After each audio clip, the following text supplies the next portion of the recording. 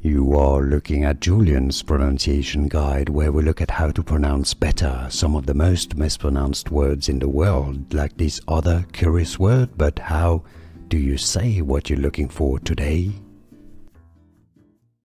Spanish name pronunciation: Spanish explorer and conquistador, former governor of Puerto Rico.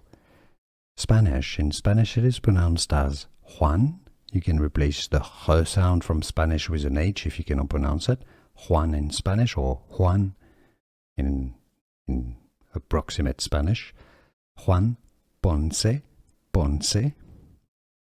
In some parts of Spain, the C here would be pronounced like TH as well. Ponce, Ponce.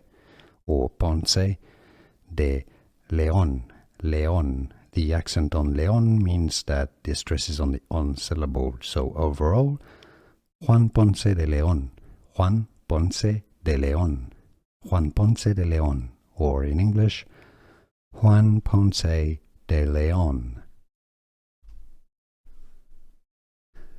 Here are more videos on how to pronounce more confusing words and names too many mispronounced. Like this video if you found it useful. I appreciate your support. I'll see you soon, and thanks for watching.